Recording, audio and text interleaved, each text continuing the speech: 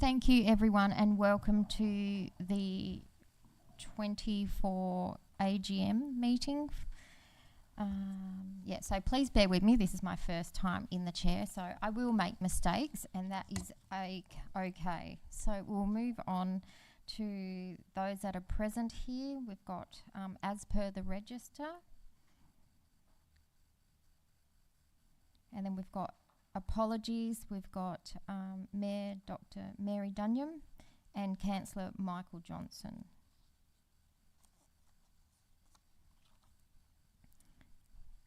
Moving on to 6, the annual report public submission. There were no submission. Oh, did I? Sorry. Oh, sorry. Backtrack. Okay. The Mayor to make a statement. I'll read on behalf of the Mayor.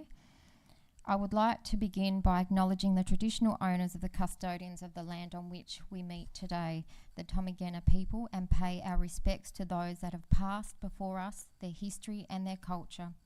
I would also like to advise that the meeting will be recorded and live streamed in accordance with the Council Policy Gov.017 digital recording of council meetings.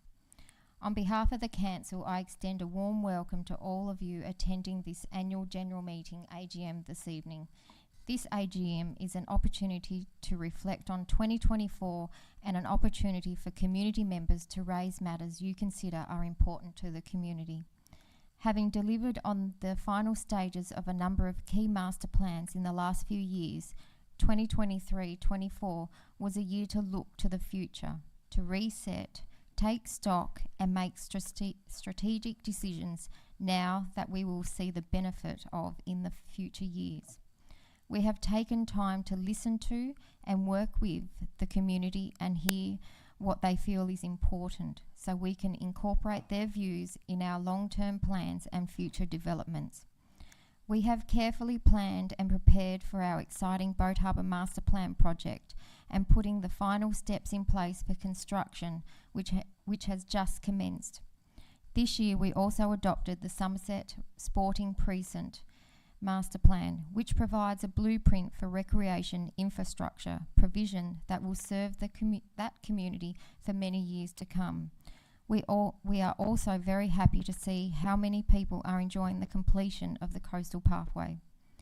Council has planned for the future of our childcare delivery, reviewing service provision and determining to design and construct a new long day care centre in Wynyard. This new facility will help meet the growing demand in our community. Long-term solutions for our coastlines and our communities have been developed for Sisters Beach and other areas prone to coastal erosion. Important work underpinned by Council's commitment to environmental sustainability. And finally, Council continues to participate in the future of local government process, open to exploring and discussing all structural and functional reform options that would result in positive outcomes for the community. As we move forward into 2025, I am incredibly proud of this Council's achievements and know that the hard work and dedication of the General Manager, executive team, all staff and councillors will continue to be at the heart of our success.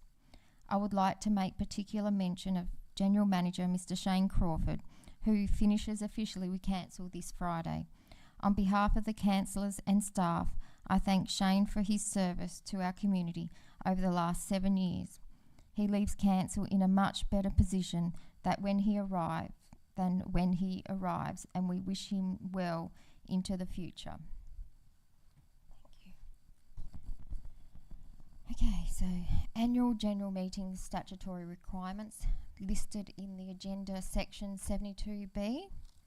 Down to 5, confirmation of previous minutes. There's a recommendation that Council receive previously circulated and adopted at the Council meeting on 22nd of January 2024. We have So moved. Yep. I'll second that. Councillor Roberts and seconder Councillor Bramage. All those in favour? Aye. Motion is carried, if that's the way. Okay, so move on to 6, annual report, public submissions. There were no submissions received. And now we'll move into 7.0, annual report. The General Manager will give the presentation. Hand over to you. Thank you, Deputy Mayor. We do like to try and just have a quick 5-minute presentation before we move into the moving of the annual report to summarise the year. It is only a very quick snapshot. It's not the details in the annual report, which you can view yourselves, whether it be online or get a hard copy. But we do like to run through this just very quickly for the people here to point out a couple of highlights for the year. Now I'll try and move between the screens. If I'm turning around, I'm trying to read off the screen here as best I can. And Mitchell's on the button. Before we get on to that, if you can proceed. Just in terms of the AGM, just for those people that don't know how AGMs work from a council perspective, we must, as a council, hold an annual general meeting before the 15th of December each year, and that's we're fairly fine on that deadline, but we've met our requirement in that regard this year. We must publish notices in the newspaper of when our annual general meeting occurs, and this year we advertised on the 23rd of November and on the 7th of December to meet that requirement. We also place notifications on social media and on that website as well. And it talks there of a quorum, the legislation, but we don't need to worry about the quorum tonight. We've satisfied that requirement. Now, tonight, electors in the municipal area are entitled to vote. So if you're a local resident here in Waratah Wynyard, at the motions later on in the evening, you are entitled to have a vote. The determination of how we capture that vote is at the discretion of the chair, but we generally have a show of hands. Come on in and grab a seat. We generally have a show of hands for those people, and you would have registered your name as you entered tonight. So if a motion is passed here at the annual general meeting tonight successfully, it must be considered by council at the next council meeting. So just because something is passed tonight, that doesn't mean it's in train and happening. It simply goes to the next council meeting for council to make a decision. And the other requirement is that we must keep minutes of the annual general meeting, which we will and which we do. So just in relation to the annual report, very quickly, a quick summary. Mitchell will work through a few slides to present our financial summary, and then I'll just do a broader summary of our annual plan actions and so forth. So over to our Director of Financial Services, Mitchell Smith. Thank you. So I've just put together a few slides just to talk about council's financial performance for the 23-24 year. It's again been another pleasing year from a financial point of view for council. Council again returned quite a healthy surplus, operational surplus. So this year we returned a surplus of $1.248 million, which was considerably ahead of budget. We budgeted for a surplus of $604,000, and that was a favourable variance of $644,000. So from a financial operating position, it was quite a good result. Council continues to have good cash reserves. At the 30th of June 2024, we had a cash balance of $9.83 million, which was quite good and well ahead of our FMS or financial management strategy targets. Council's net assets increased by roughly $20 million this financial year, which was partly due to investment in new capital works, but also revaluation of assets. So Council currently has net assets of $316 million, which is quite a considerable amount of assets that Council manages on behalf of the community. Council has quite a robust process around managing its finances, and that's underpinned through Council's financial management strategy. And Council recently adopted its financial management strategy, an updated version of that in November. And that strategy really demonstrates that Council's financially sustainable, and that we can deliver projects and plans that Council has moving forward. And I'll talk about that a little bit more in a second. It's also pleasing to see that Council continues to invest in new capital works, with $10.3 million invested in the upgrade, renewal or new assets in the 23-24 financial year. So we continue to invest in those areas. As mentioned, it's again been pleasing this year that Council had quite a significant surplus of $1.248 million in last financial year. And that now means that council's had a significant run of operating surpluses. That's the 8th year that council's been able to provide an operating surplus, and it underpins really good, I suppose, financial sustainability for the council to show that we can operate within our means, and it just shows that we've been able to meet that financial sustainability point. So the next slide is just around council's financial position. So council continues to remain in a good financial position. We have robust cash reserves and low levels of debt. We have cash reserves at the 30th of June of $9.835 million, with $6.285 million of this uncommitted. So that means it's not committed to any capital project or to relevant grants that we have, etc., which is quite a good position and certainly within our financial management strategy metrics. It's also pleasing to see that council is well within the TAO requirements around having a number, the level of cash needed to make sure it can operate sustainably. And the TAO measure that by the number of months council has cash in the bank to continue to operate without any revenue, and we're currently sitting at around 4 months, and the TAO expect that to be within 3 to 6 months of cash in the bank, so we're well within that requirement. Council continue to pay down debt in the 23-24 financial year, so debt has now reduced down to $2.098 million, which is quite low for a council this size, and again council didn't borrow any additional funds in the 23-24 financial year, so we've got quite low levels of debt, good levels of cash, and from a financial robustness position we're quite well placed, which is good to see. Just wanted to touch on rating, just to give some context to council's rating, and this is often a topic that gets quite a lot of, media attention. Council continues to have a position of providing quite low rate increases for its residents, and this table here just compares various councils within the region over the last 5 years. So council over the last 5 years has had an average general rate increase of 2.48%, the second lowest within the region, only beaten by Devonport at 2.36%. And it compares quite favourably to two metrics that council sort of measures itself against, A being average CPI over that period, which was 3.92%, and council cost index, which is an index used by councils to assess the level of increase in costs for councils, and that was 3.85% over that 5-year period. So we're over 1% per annum below that level, which is quite good.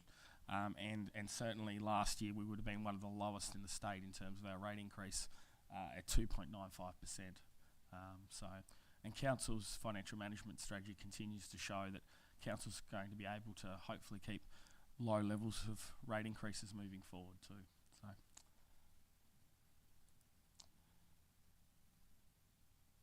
Again, just wanted to touch on moving forward. So council is currently forecasting in the current financial year, so 24-25, to have a quite considerable surplus, currently forecasting $1.12 million, and again that compares favourably to the adopted budget.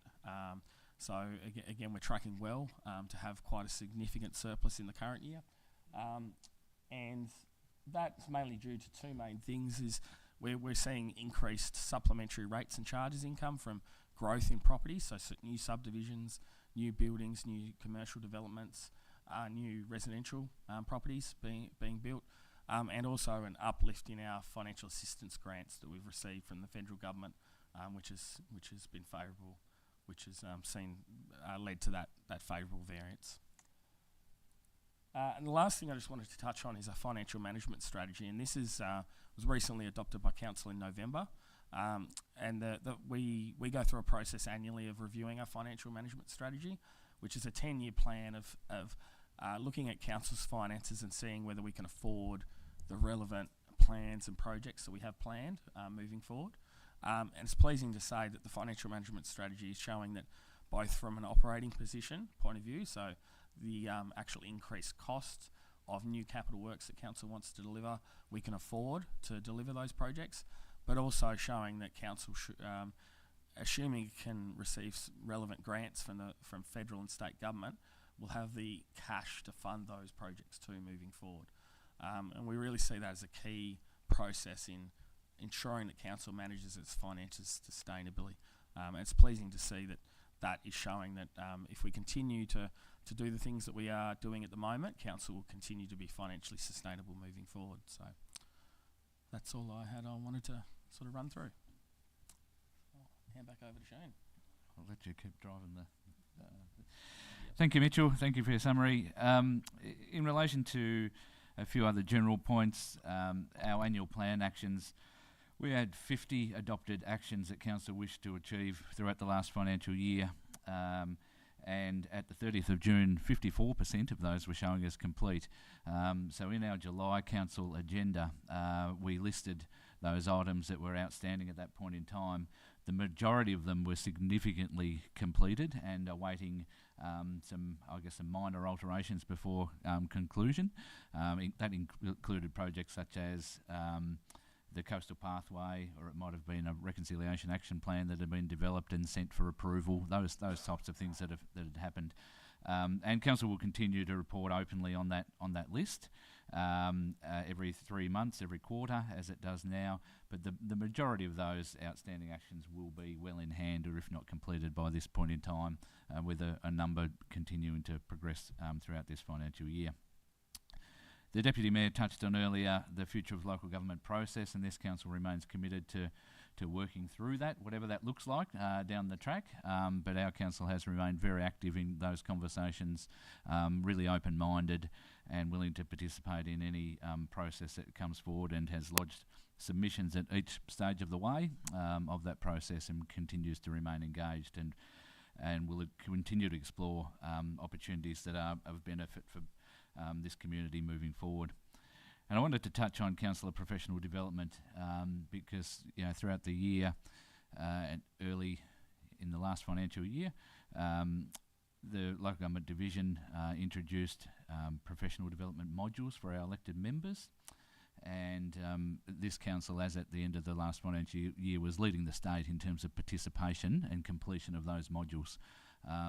That has been publicised, and that is well known that this council group has taken that on and I guess embraced that ability to have professional development. It's the first year as a council we've had a formal professional development program, including those modules and a number of our other modules that we've worked on. And so it's been a great year for learning for our elected members, and I think that's worthy of note here this evening. I wanted to touch on the staffing side and the organisation itself before I just talk about a couple of projects. We do internal staff surveys all the time, and I think our workforce is in a very good place. We have close to 130 employees here at this organisation, and an extract of our most recent survey results are placed in the annual report. I won't go through each of those, but what it shows is that 83% satisfaction levels with employees is very, very high, and a fantastic result. And when we see items where 100% of respondents are every one of our staff members indicating that they know how their work impacts their business goals, 98% of respondents believing that council has a safe working environment, it's a really powerful results, and I think that council should be really proud of the results and the place where the actual workforce is, and the commitment that they have to this community. I won't again mention all of these projects, but just to work through by geographical area, some of our major population centres, certainly not all. In Wynyard, we continue to work on our Fossil Bluff master plan. We've seen some infrastructure projects occurring around there with shelters and stairways and so forth, walking tracks, and we'll continue to explore opportunities in line with that master plan in coming years. We were fortunate enough to receive funding of $100,000 to work with the Cradle Coast Authority around pause places, which you will have seen throughout the municipality, and they've been a great success to date along our Coastal Pathway, a great feature for this part of the world. Again, the Deputy Mayor mentioned childcare, and in late 2023 this council undertook a significant review of its childcare services and remains committed to childcare, and has now made the decision to explore the development of a new centre, a long day care centre, simply because the demand is there. The waiting list for our Waratah Centre is enormous, and there's no, shortening of that in recent years, so we're continuing to invest in that space to try and improve childcare outcomes for our community and remain committed to childcare provision. Our Wynyard Sporting Precinct continues to develop with our new oval now open and available, and we continue to work with the school and the parents and friends and so forth of the school around the future stages of that project. And at Port Creek, the flood levy work, about $2.5 million worth of work that's been undertaken there is complete, and all going well thus far. So we could say that that's been successfully completed, our flood mitigation works at Port Creek, and we'll now move to the Big Creek works that we have planned next. At Somerset, the much publicised coastal pathway has been completed and incredibly popular. For a number of years now, that has been the number one desire of our community, to see that pathway up and running, and by the utilisation of that you can see that it's very well received, so it's a fantastic result. And we're now exploring what are the opportunities to continue to benefit that coastal pathway, public art, connecting pathways, and the range of other features that come with that. Councils have now adopted, albeit just slightly into this financial year, the Somerset Sporting Precinct, and last year was spent doing considerable consultation and work in that space. A really significant decision, close to $30 million worth of projected investment in Somerset sporting facilities, which has been adopted. And the last 2 points there are semi-related. The Cam River Reserve plan that we have, and the Bass Highway improvements. The Cam River Reserve work has largely been based around our public art work there this year, but also that connectivity, so making sure that we have a pedestrian underpass under the new bridge which connects Anzac Park and Cam River Reserve, which is a great outcome for our community and for safety and so forth. And we continue to work with the government around future crossings of the Cam River and what that may look like in the future. Boat Harbour, again, well publicised, but the main focus for us in Boat Harbour has been around the planning and preparation of the Boat Harbour Beach Master Plan, and the works on site in Boat Harbour commenced in early November. So that project is now underway, $12 million worth of investment, a really significant project for this council. And in the last financial year, obviously the bulk of that planning and preparation work was done, getting all the permits and approvals in place. The better preparation, obviously the greater chance of success in your construction, and so that's what was completed last year. And we continue to work with our land care and wild care groups, but no better example than down in Sisters Beach, where we continue to work on the Sisters Beach estuary and work in that space. Waratah, we saw the completion of the viewing platform at the Waratah Falls, and we also saw the rail bridge project completed as well. There's a number of other things we could talk about in Waratah, but from a infrastructure perspective, they're two pretty significant projects for Waratah, and we continue to work with our community board in progressing a number of other initiatives in the Waratah area. And then I guess just as a bit of a catch-all for a few other highlights, and as I said, I could talk for a lot longer, but just to point out a couple. Digital transformation remains an area of focus for us internally. We're working with our friends at Circular Head around a digital transformation model. And in the last 12 months, our focus has mainly been around our target operating model. That's our structure, getting our resources right. In simple terms, we've done a significant amount of work in the cyber security space, and file digitisation remains a high priority for us, and making sure we have electronic versions of all of our building files and property files and so forth, and that has been a big focus of the past 12 months. We also, in the very early stages of this current financial year, but the bulk of the work was done in the financial year that we're here to talk about tonight, was the rail trail project, so a feasibility study on a rail trail between Wynyard and Smithton, which obviously has been made public now, the outcome of that.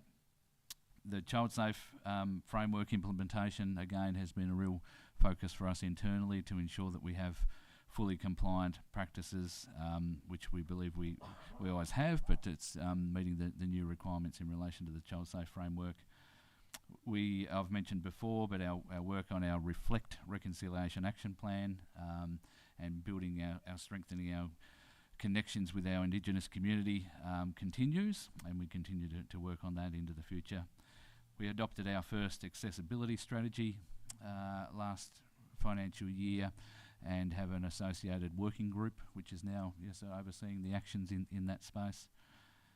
In July of 2023, we obviously introduced the FOGO service, food and organics collection, in conjunction with 3 other councils on the coast, and we're starting to see the benefits of that through our waste figures, if you like, and significant amount of work went into that across the region to implement FOGO, and to date that's going very well.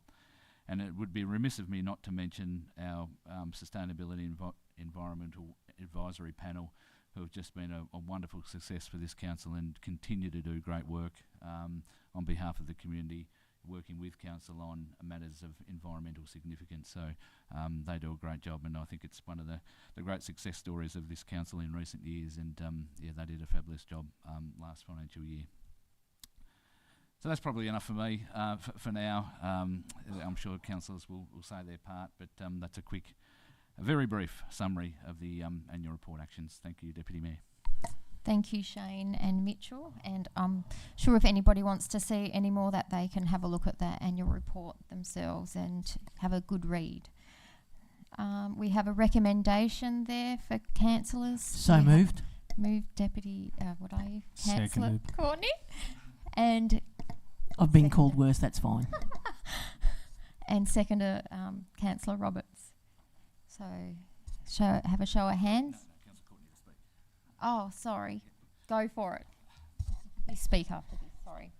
Okay, normally I would just say something about how well we've done for the year and how we've kept the rates down and how we're still delivering for our community and how it's been a great council and it's been an awesome year.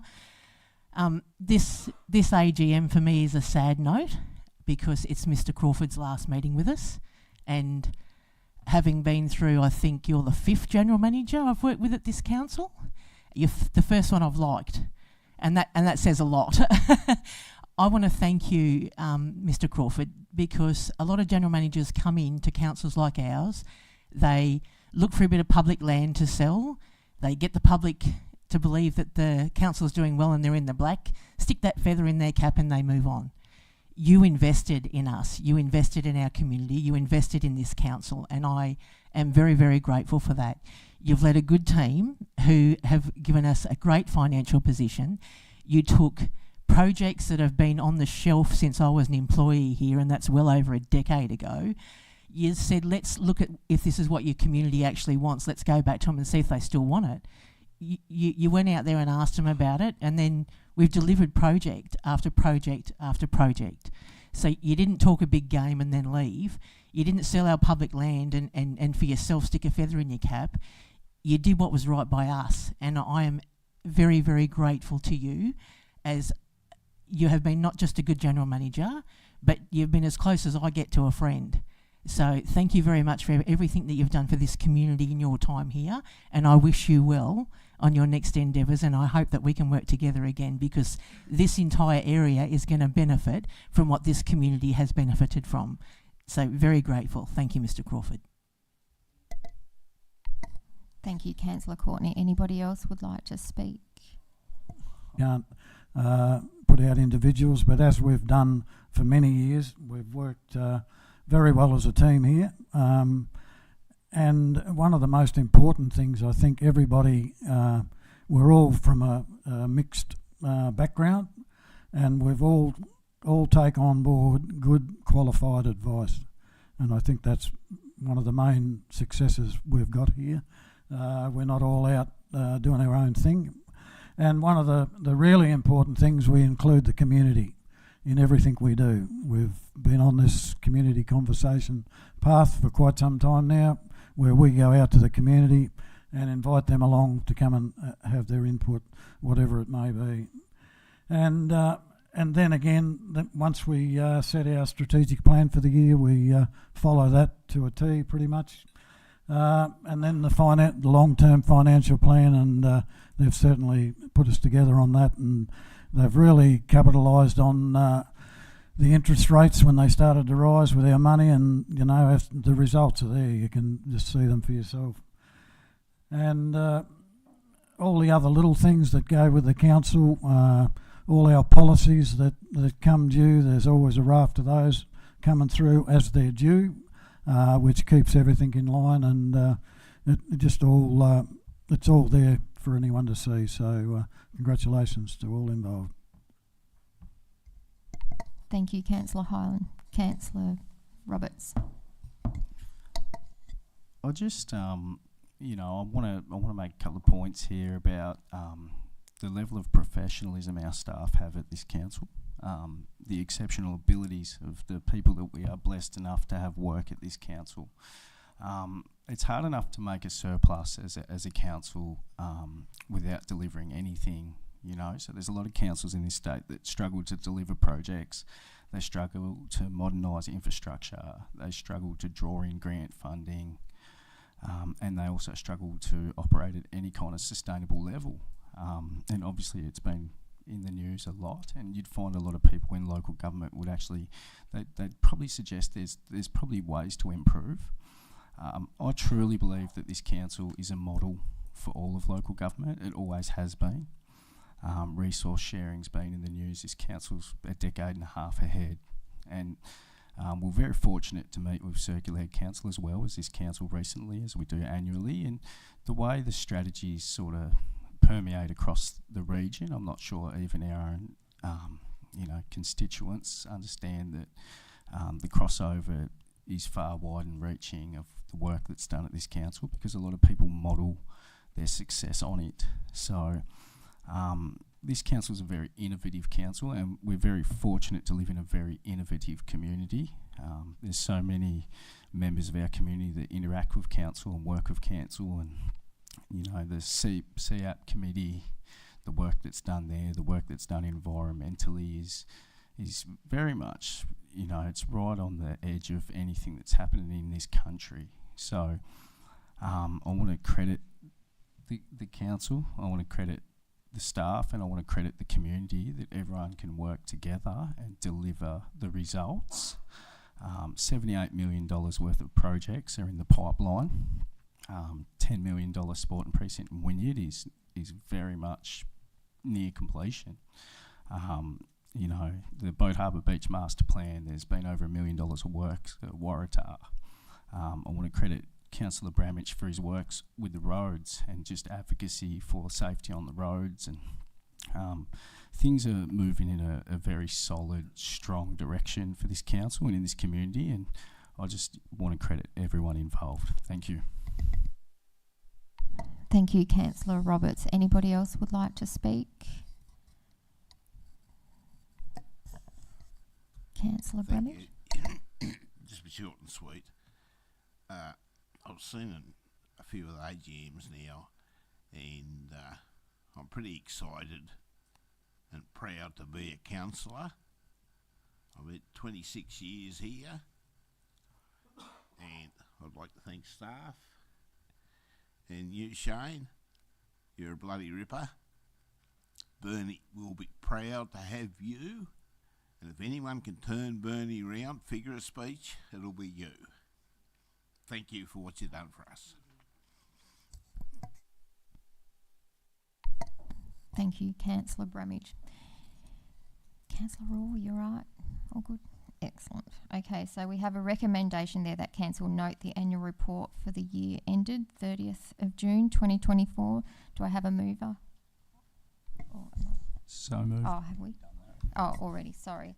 So what do we do now? Just move. Take a vote now. Okay, cool. Okay, so have a show of hands. All those in favour say aye. Motion's carried. Okay, so we're moving to the 8.0 notices of motion. So Cody Hutchinson, would you like to move your motion?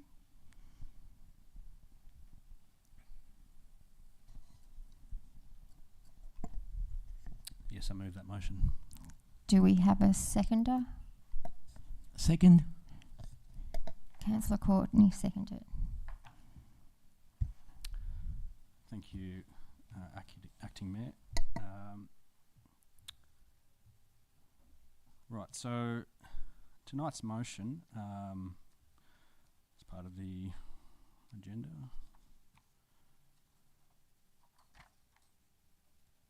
page 10, find it.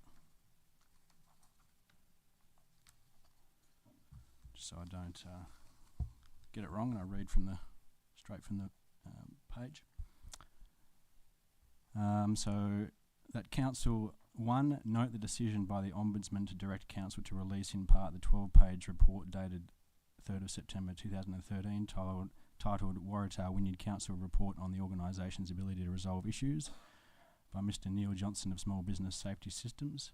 2, further note parts of the report released by Council remain redacted despite calls in the community earlier in the year to release the report unredacted. 3rd, undertake a review of its right to information procedures to ensure that applications are processed correctly. 4, assess if recommendations within the report were adequately implemented in the past 10 years. Prepare a report of this progress according to the criteria outlined in the recommendations and complete this assessment prior to May the 1st of next year, 2025, and release to councillors and the general public on its website. And 5, collaborate with the community during 2025 to develop a transparency policy that seeks to promote good governance principles of openness, honesty and transparency to avoid further reputational risk resulting from existing practices.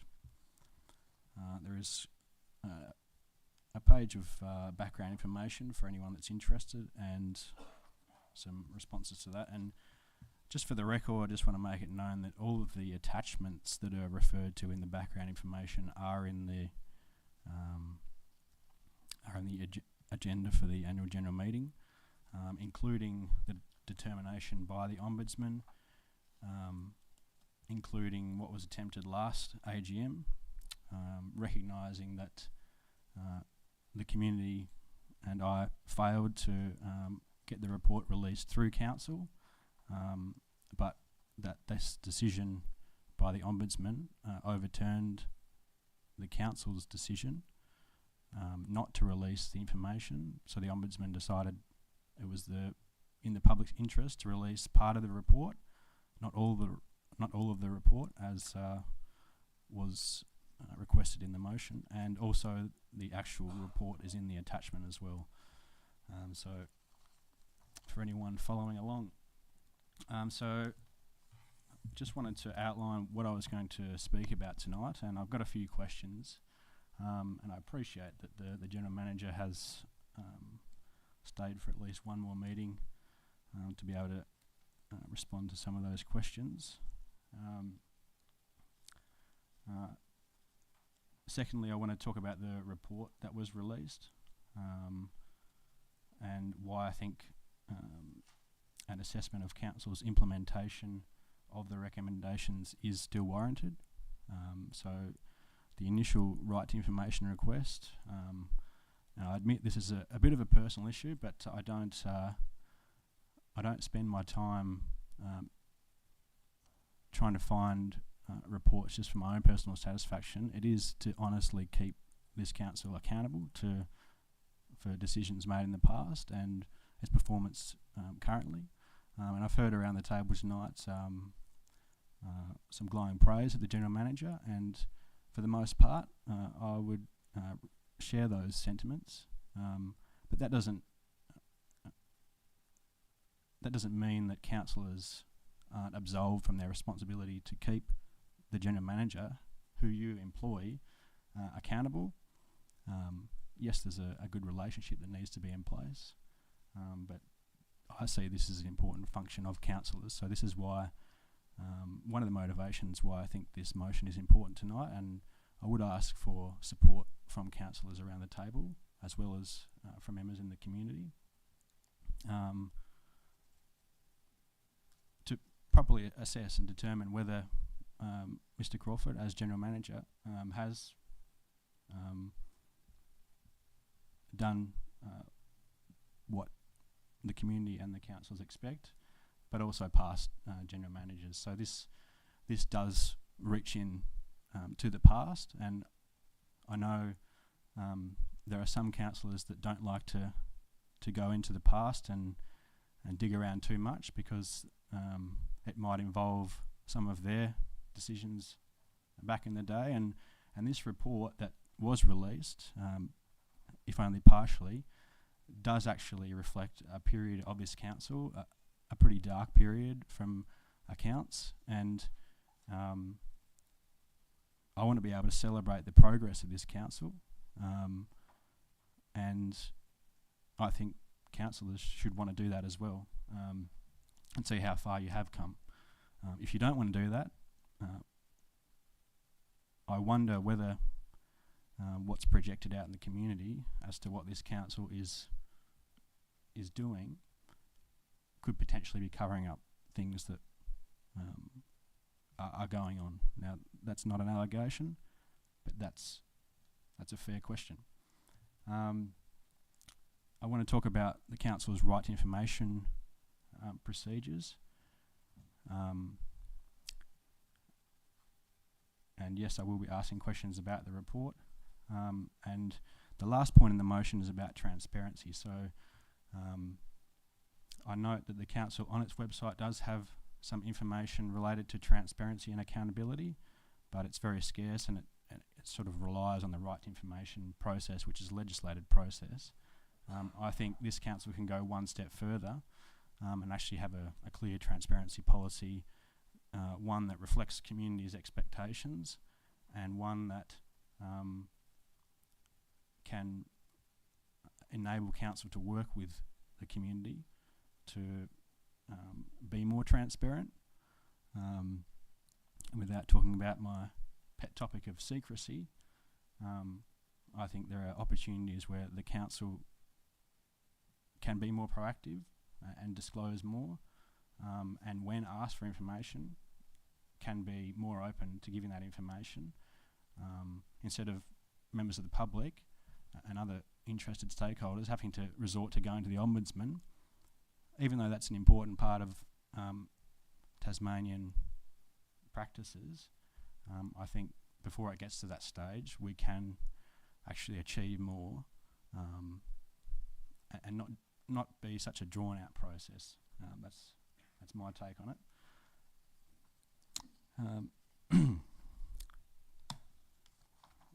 I do have a response to Councillor Bramich's question I noticed from last year, so I'll just give him a copy of that, and I will email that you a bit later.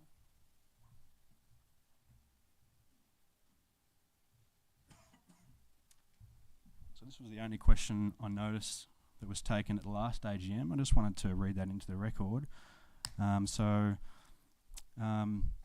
In response to Councillor Bramich's question about... Excuse me, Mr. Hutchinson, is that a new part of your motion? I'm reading this out. No, it's not a new part of the motion. No. Right. This is just something I'm providing to Councillor Bramich. I haven't had time to email him, so I've just given him a printed copy, and I'll email him later. We need to talk about the motion in hand, not to Councillor Bramich. So, thank you. Yes, I'm talking about the motion in hand. Response. If not, as long I as can move on. As long as it's related to the motion, then just quickly move along. Thank you. All right. So, Deputy Mayor, would every council like to see this? Shouldn't every council like to see this? I just don't have copies for everyone, but I can read it out so everyone can hear what I'm... Yeah, that'd probably be a good idea, so you get all councillors know. I'll just overview. It was basically a response to where I got the information about some councillors...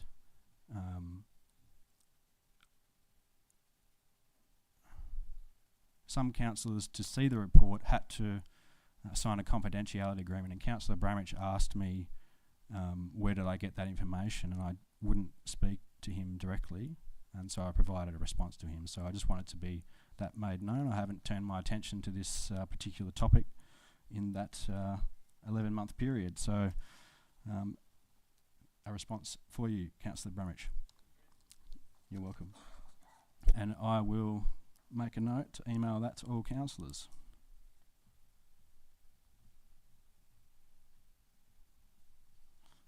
Thank you. It leads on to the next point, and that is, have any councillors, and this may be a question for you, Mr. General Manager, have any of the councillors around the table now seen the full report unredacted?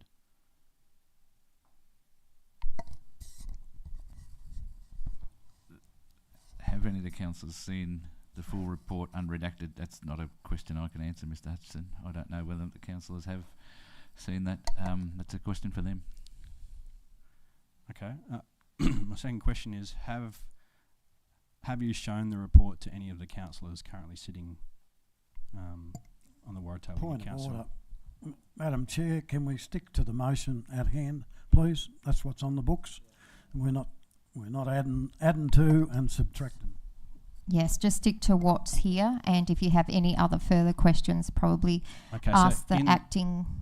Yeah, so in General the Manager. attachment, there is a copy of the report, and it is redacted. So this question relates to that report, which is outlined in point 1 of the agenda, of the motion. Waratah Wynyard Council report on the organisation's ability to resolve issues. So my question to the General Manager is, have you shown that report to any of the councillors in an unredacted form? This is a motion, not asking questions at this time. So if we can speak to the I motion appreciate without that. the questions. I appreciate that you've got advice, but inconsistent with council practices, people that are engaged in the debate can ask questions of the General Manager. So if you wouldn't mind allowing me to ask a question of the General Manager for the benefit of people in the room tonight. Thank you.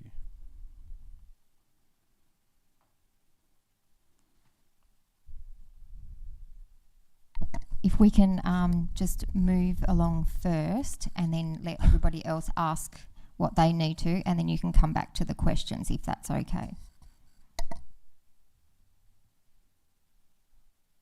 Well, it's not okay, because you've been Okay, in, well, if we can let everybody speak around the table first and then ask the questions. Thank you. That's what I'm saying.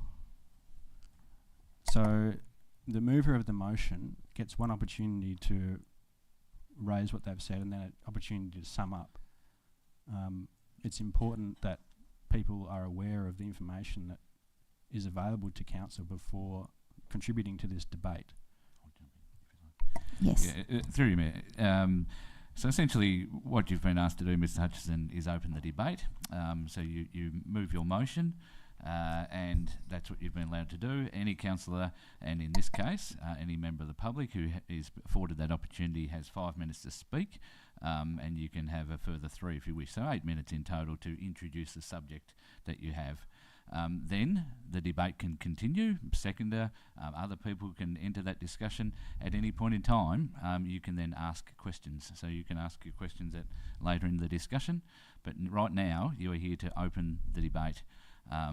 So I believe what you should be doing is summing up your item that you're asking others to consider, and then come back with your questions further on in the discussion. Okay, it's nice you believe that, but in keeping with past procedures, and I don't believe that this aspect of the procedures has changed, why are the practices suddenly changing? Why are the goalposts suddenly shifting for this particular AGM? There's just no need at all, Mr. Hutchison, for you to make this any more difficult than what it needs to be. Just simply. Well, you're the one making it difficult. I'm just going through the process. Just simply close your item, let the debate continue, then come back shortly and ask your questions. Okay. So did that happen last year? The year before that?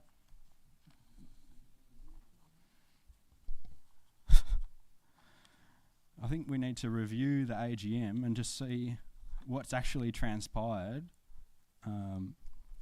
Anyway, I can ask questions all night if we need to.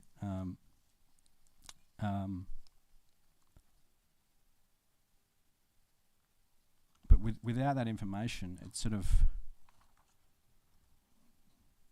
it does provide a gaping hole in what we're able to discuss, and I wonder if that's the intent of closing down the questions. But we'll come to that.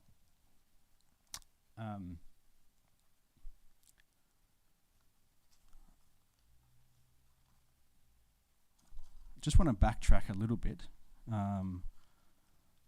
Actually, I'll refer to last year's AGM, and then I'm going to refer to a letter I sent to the General Manager following the first right to information request that was refused, and then a response was provided to the General Manager, which was the right to information request was also refused. That's why I had to go to the Ombudsman.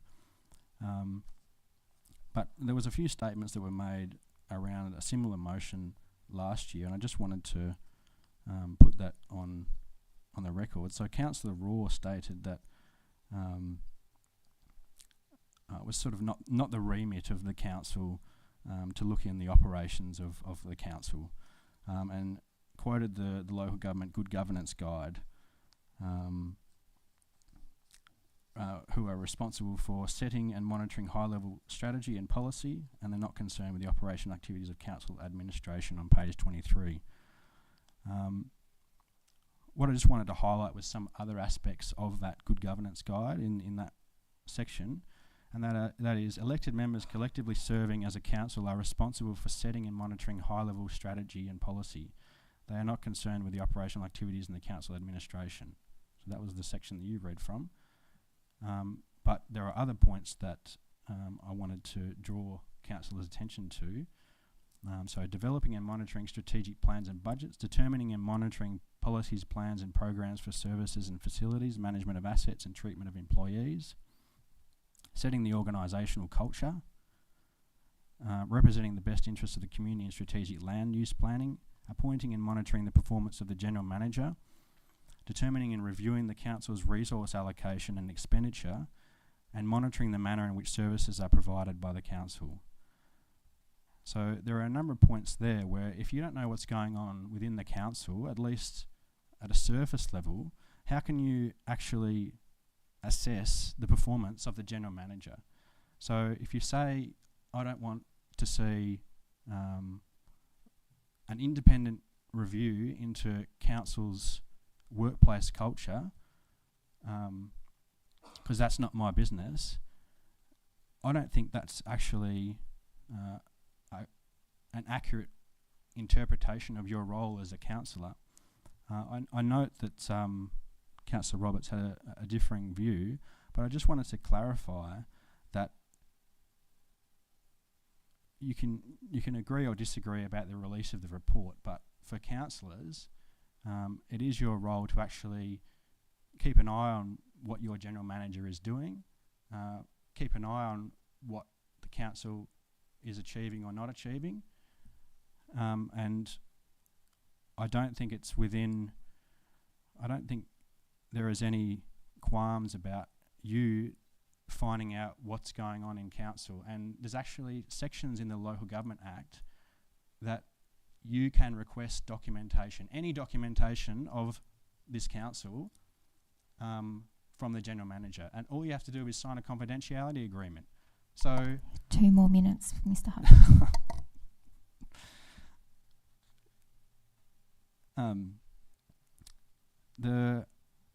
The point I'm trying to make here is that it's your role to know what's going on in the council. It shouldn't be the community's role to figure out if you're doing a good job, although that's what electors are responsible for. Accountability. Okay, no debate between two people, please. Councillor Bramage, what's your point of order? Thank you. Point of order that I don't think he should be criticising councillors like he is. I think that we've done the best job we can here, and the people that know, most of us, would know we've questioned the General Manager about things. We've been knocking on his door and all this. And Thank you, Councillor Brumage. to sit here and listen to this, Just take a deep breath. Mr. Hutchinson, can you sum up? You've got a minute left. Thank you. Well, I could talk all night on this topic, and honestly prepared a couple of days over the weekend and went a mad rush to the printer. But I understand why there are limitations on the time for debates. But the point is, and I'll make the point really clearly, that the right to information process that this council followed, you actually failed. General Manager, you actually failed because the Ombudsman overturned your decision, overturned other decisions that were sent to the Ombudsman earlier this year. And I would like that on the record, because the processes that the community have to go through to get even the slither of information are ridiculous, when all we want to do is find out, are you doing a good job or not? If you want to avoid that, well, that's not good enough. And I don't want to sour this moment for this council, but this is the reality. And other people might talk about the Ombudsman's decision, and that's why I think we cannot just sit here and say we've done a good job, well done, pat on the back. You can do that, Councillor Bramich, but I'm not going to do that. I'm actually going to say where we've failed and where we need to improve. And the local government good governance guide actually talks about a culture of improvement. So I recommend, on Councillor Raw's recommendation, to actually go and have a look at that guide completely, and we need to have a transparency policy, or even start the discussion at least around the council table, and then come back to the community and say, oh, what do you think? Thank you, Mr. Thank you. Hutchinson. Okay, we'll move into question. If anybody wanted any other speakers, I'll Councillor speak. Courtney. Thank you. And I just want to remind people to please be respectful and speak to the subject. Thank you. Absolutely. So everybody knows I ran on transparency and accountability, so this is something that's really, really important to me, and I thank you, Mr. Hutchison, for bringing this to Council. I would like to note that the first two parts of the motion are just simply to note the report and to note that the report is still redacted as per the decision by the Ombudsman, so I think that we can all agree that that's just noting. I don't see any issue with that. Part 3 is to undertake a review of right to information procedures to ensure that applications are processed correctly. Look, I think that we can give, I'm happy to give a commitment that we do that kind of training. I would like to note that it's not only the General Manager's decisions, so these do come to council meetings and councillors make decisions as much as the General Manager on these sorts of things. And I would like to note also that under the right to information procedures, it's a very, very difficult area to respond to, because the idea that it is in the public interest. So the Ombudsman, the legislation largely says that you have to release something if you feel it's in the public interest, and I feel that there's a lot of interpretation of what is in the public interest, so that's not essentially just on our General Manager, that's also on ourselves and on legal advice that we get. The fourth part of the motion, obviously to part 3, I think we can say yes, we'll do that. Part 4, to assess if the recommendation within the report were adequately implemented, and I myself had a great deal of interest in this area, and the General Manager kindly went and did another staff survey to see whether the culture had changed and whether we had improvement in how our employees felt about working for this council, which he kindly did. And it does look like our culture, as you could see from the general report, our culture has changed. It's a very different environment to what it was when I was an employee of this council.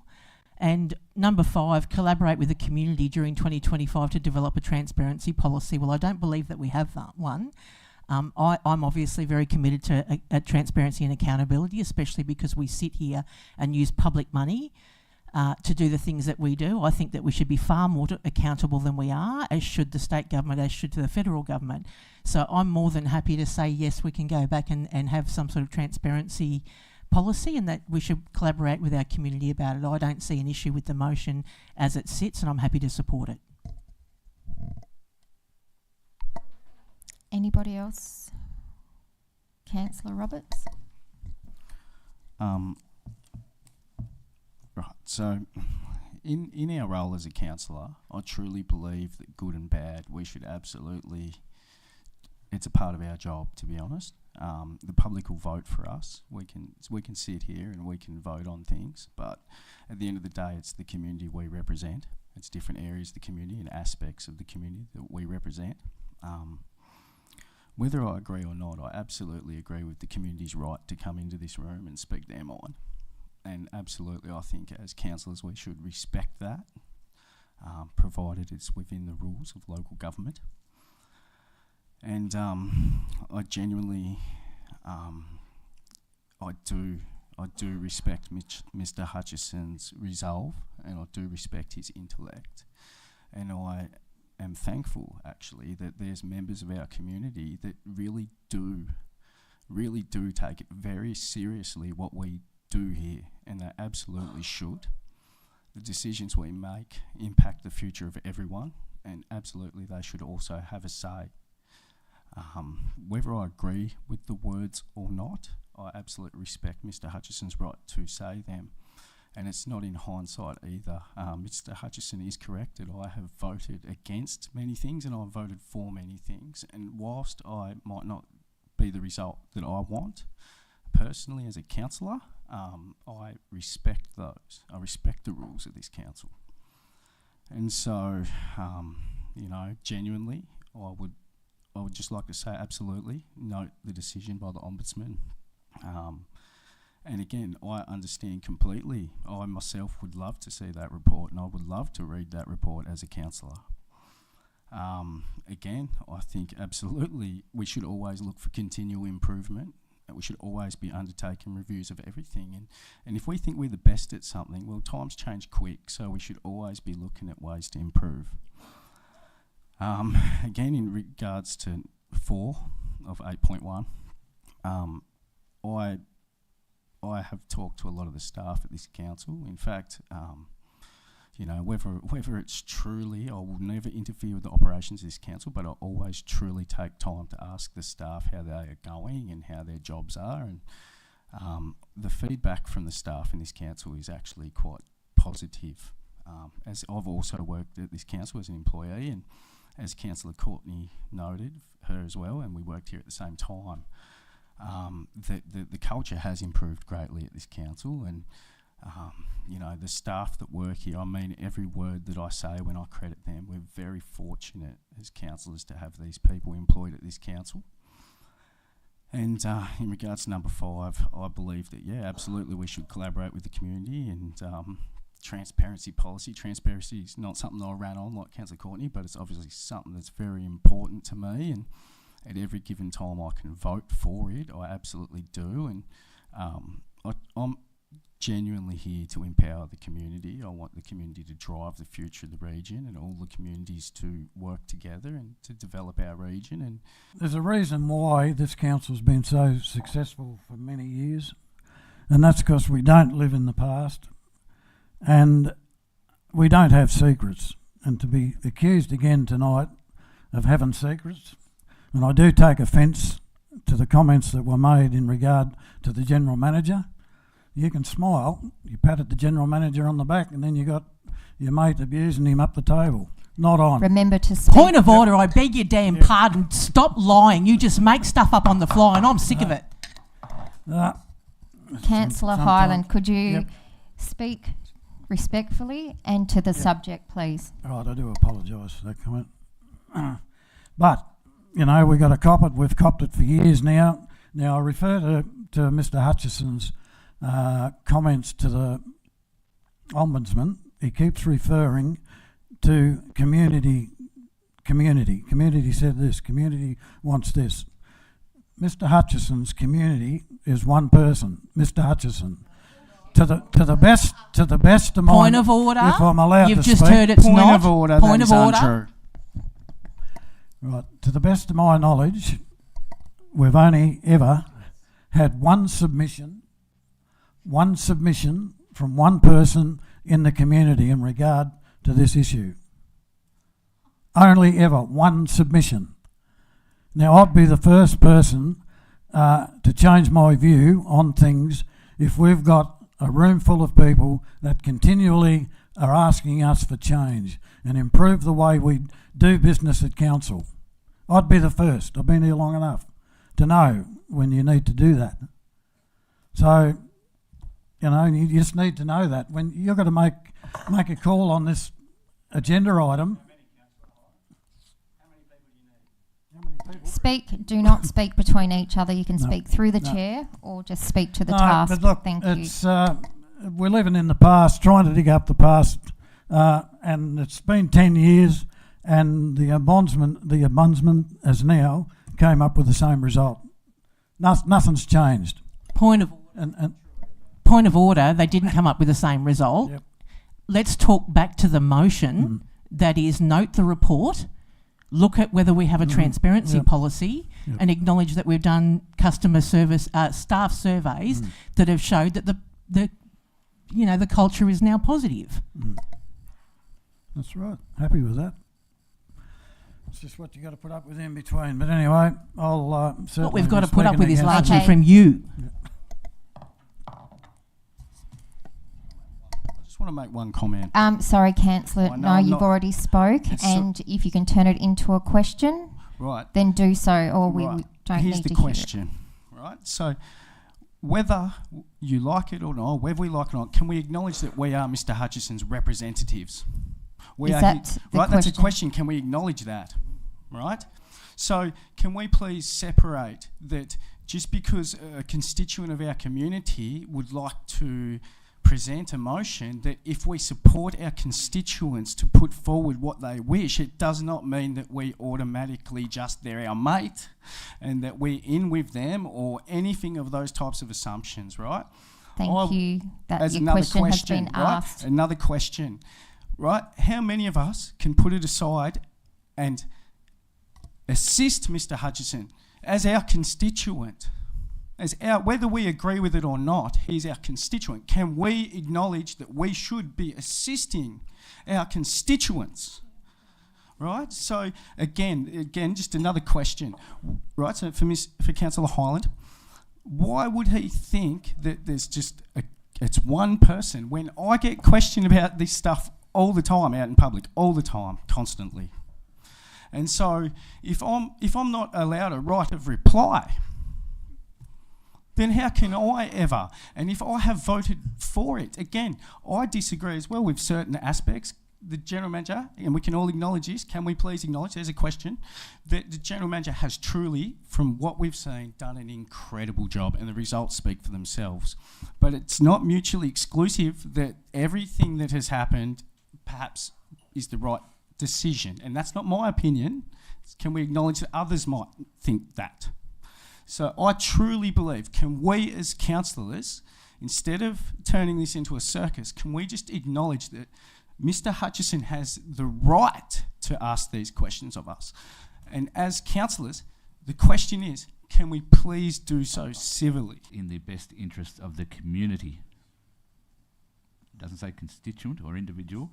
The Local Government Act, under a function of councillor, says that you must act and represent the community and act in the best interests of the community. Question. Answer. Thank you. Councillor Hyland, I'm sorry I didn't let you finish. Would you like to finish, or that's it? Thank you. Turn your microphone off, please. Councillor Raw. Look, I'd like to just explain and say that I would be voting against the motion, and these are my reasons. When I got voted to council, I was coming from one very big organisation into another, and I was really aware that they act in very different ways. And so I did a lot of reading around how council works, and one of the very informative documents was the Good Governance Guide. And I read that and understood how that directs me to work as a councillor. So relating it to this motion and everything around the document and whether the document should be released and all those sorts of things, I see my role is I ask the General Manager, when will the staff surveys be done? I ask the General Manager, how will those surveys be used to make the practice of the staff better? What will happen with the data from the surveys? And how will the staff look at the data at the end? And then I look at the data too. I do not want the report. I do not want all the ins and outs. Now, in my last organisation, we did lots of staff surveys, and how that data was used was that we would sit with staff or staff groups and say, right, this is the data. What are we going to do with our data now to improve things? What can we do as an organisation to make things better in this organisation? And so it was definitely around collaboration, internal discussion on what you did as an organisation to make your organisation improve or help that organisation improve. And the staff came up with lots of strategies. Professional learning probably would have been done, but it was a collaborative internal thing that built the staff and how the staff... Point of order, could we actually understand why you're voting against the motion? Because my question is, I didn't have confidence or any confidence on how this information was going to be used if it was released. In other organisations, that would have been internal and it would have stayed with staff and it would have been used to make the organisation better and stronger. It's a collaborative thing. I felt no confidence that actually releasing this report would make the organisation better because I got the feeling that Point it of was order, just... we're not actually discussing releasing the report. We're just discussing whether we note the information and whether we agree to have a transparency policy moving forward. Okay, well, I am not going to vote for that. The other thing you have to recognise is that it's gone to higher powers and it's been taken to the Ombudsman. And in point 48, he said, whilst the report doesn't reliably identify individuals that took part in it, information provided in the position description would make it possible to identify the participants. He has made a really good Okay, but thing. point of order, we're not discussing whether we're releasing the report. We're discussing... Councillor Courtney, can you just Let me finish, yeah. And the other thing, it was on public interest. He said, on balance, he was satisfied that it would be contrary to the public interest to release aspects of the report requested by Cody Hutchinson. So that's why so much was redacted. So, you know, you're asking me about the motion and the parts of the exact motion. I feel no confidence in this that has been going on for so long in how it would be used and what it would do to our staff and our community at the Waratah Wynyard Council. I think instead of it being used as a staff survey that would build collaborative structure in the organisation, I had no idea what was going to happen, and I had the feeling it was to stab someone in the back, find out who the problem Okay, is. I'm getting a bit sick of it. Point okay? of order. Yeah, It's point just of to order. note that the Ombudsman has actually... And I don't appreciate that being aimed at me. What they found was that council broke the law, mate. That's what they found. I didn't Okay? aim it at you at all. No, but just look at the report that's in front of you because that's what we're voting on. Okay, we need This to isn't an calm attack, down. Andrea. Okay. Councillor Raw, have you finished? Well, I suppose my main point is that I can't feel confidence in the motion either. I won't feel confidence in that motion because of all the discussion and all the stuff that's gone under the bridge about this. 20 seconds. No, I won't vote for that motion. The foreshore development was released, and there was a little bit of angst between myself and the council at one point, and there was a lot going on, and we were told a number of things that we couldn't know information about this, and to have this now told that we were misled is really quite distressing. And I would just like to say that in order to not repeat that, you need to have a policy on transparency, because we're constantly told, as a general public, by our politicians and politicians of sorts, that when legislation comes up that's infringing on our rights or demanding information from us or whatever, they say, oh, if you've got nothing to hide, you've got nothing to fear. I'll just throw it back at you. If you've got nothing to hide, you've got nothing to fear, and if you've got nothing to fear, you've got nothing to hide. So I really would urge you to look at number 5, which is really what this is about, right? And honesty, transparency. I mean, where's the problem, really? You know, it's very simple. Thank you. Thank you, Mr. Higgins. Any other speakers? Councillor Bramage? Yeah.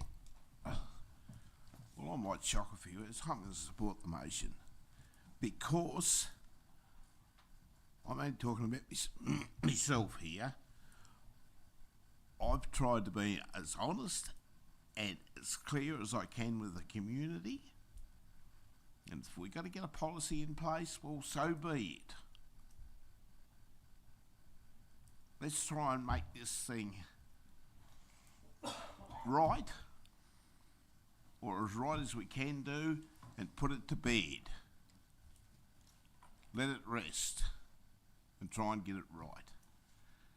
And if I don't support the motion, it means I don't know what. But supporting it is that I mean that I got faith in the decisions I've made around this table in the last 26 years to be the best to my ability. They haven't always been right, but I've done it to the best of my ability.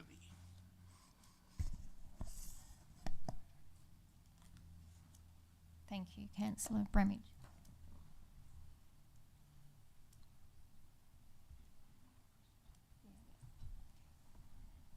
Okay, Mr. Hutchinson, would you like to close or have your questions, please? I'll be asking some questions, Yep. and then When you close, it's 3 minutes to close. if anyone else has a contribution after that point, they're most welcome. My question is, General Manager, have you provided the report unredacted to any of the councillors whilst you've been a General Manager of this council?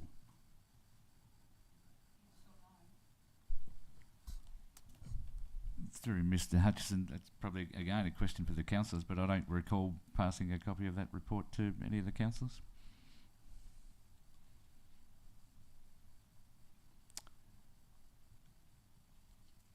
Have you, at any stage during your tenure as General Manager, shown councillors around that are currently Waratah Wynyard councillors a copy of that report unredacted?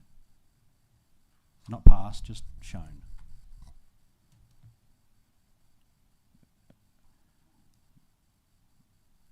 That's the same question, is it not? Well, your response was, I haven't passed it to the councillors. So I'm clarifying the question by saying, have you shown? Look, I'm not going to answer the questions, Mr. Hutchison. This is a load of nonsense, to be honest.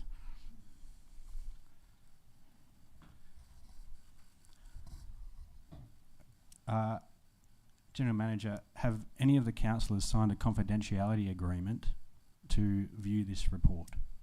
Not have they seen it, have they signed a confidentiality? Let's be really clear, Mr. Hutchison. This report was from 10 years ago. I've been employed for 7 years. What happened 10 years ago with this report is not in my domain, and therefore I won't be answering any questions about it. Simple as that.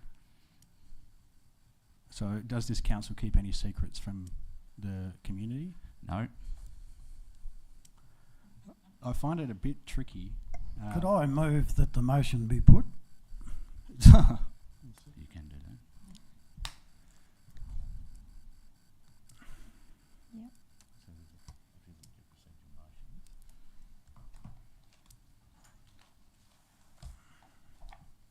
Avoiding a bit of scrutiny there. I got Councillor nothing to Hyland. add, mate. Go for your life.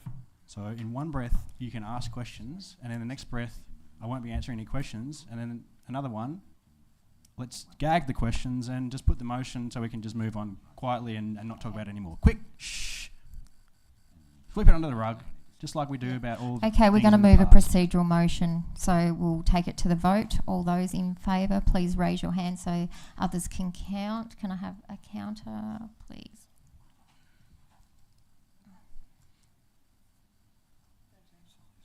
13, and how many against, sorry. 2, the motion is carried.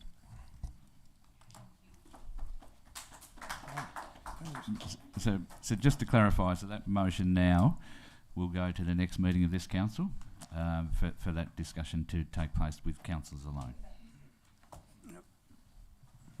Okay, we'll move on to 9.0, public question. Public questions without notice. Bring it on, boy. Bring it on. No speaking between each other, please. Okay, I'm going to read out our public questions and statement. The Council encourages community participation in its meetings through the opportunity for public questions and statements. Consistent with Council's core values, councillors and staff strive to ensure all people are treated with respect and integrity. We expect our residents and ratepayers to apply similar standards in their dealings with Council. As Deputy Mayor, it is my responsibility to maintain the orderly conduct of Council meetings and to determine whether a question or statement is out of order due to the use of offensive, objectionable or defamatory expressions. I remind everyone that Council's new Council meeting procedures were adopted at the March Council meetings. In particular, it should be noted that a maximum of 3 questions may be asked per person. Any parts to questions are considered questions. All questions to be asked before a response is provided. There is a time limit of 3 minutes per person to ask questions. Once a question is answered, there is to be no debate on that question. Public statements are limited to a maximum of 3 minutes per person. There is to be no question or discussion related to a statement. I ask members of the public to show proper consideration and courtesy in their comments. Thank you. So we have one question or question. Statement and question, sorry. Tracy Jones, could you come forward? Thank you. I'm old enough to have paid attention to corporate governance. Oh, sorry. Yep. I'm old enough to have paid attention to corporate governance for 40 odd years. And during that time, I've learned that when things get pushed under the carpet or buried, that means that something really egregious has occurred. So, further to Cody's requests over years to release this report, I took my time to read the redacted version behind the Ombudsman's report. Now I would like to ask of the Council, of the original review's list of recommendations, how many subsequent iterative reviews have there been to implement those recommendations? My next question is, have those subsequent iterative reviews been presented to the assembled councillors in open meetings? And if not, why not? You'll ask our GM. See, that's very much a forward-looking interpretation of what I'm experiencing. It's not laying blame at anybody. Take note, Mr. Hyland. Take note, Mr. Bramage. Through Deputy Mayor, look, I can only respond in saying certainly in the 7 years that I've been here, there have been no further versions of this report that have been undertaken, nor any reference to the action plan within the report. Prefer to focus on more positive, forward-looking outcomes than spend time dwelling on items that are no longer relevant. But this council does have the highest of corporate governance practices in place. It is very transparent in its practices. It has rigorous review processes in place around the General Manager. We have external reviews of the General Manager performance conducted periodically. Each of those reviews despite what Mr Hutchison has alleged early in the night, it does include matters relating to operations and human resources are included as part of that review. All of those works are done. There are, again, staff surveys. There are other tools that are used to, I guess, keep on top of cultural trends, if you like. All of our human resources data, all of our other data is presented openly in the public agenda every quarter for the public to look at. The information is there for people that want to look at it. There's nothing to be hidden, and everything is in the open agenda of council that people need to respond to see how this council is tracking. And from my perspective, it has the highest of corporate governance to give you some comfort. Thank you for what a beautiful Trump lawyer would say in defence of his client. Sorry, I just can't take it. Thank you for your question and statement. So that now brings us to the close of our AGM. I've got a few more questions and statements to make.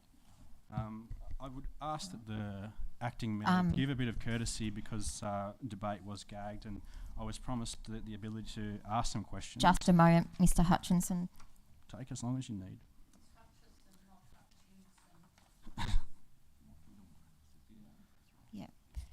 I'm sorry, Mr Hutchinson, but that we are just about to close the meeting, so any other questions you can come back and ask at a normal council meeting. I'm sorry, I will stand up and walk out of the room if you don't listen to me. Well, you stand up and walk out. Stand up and walk out.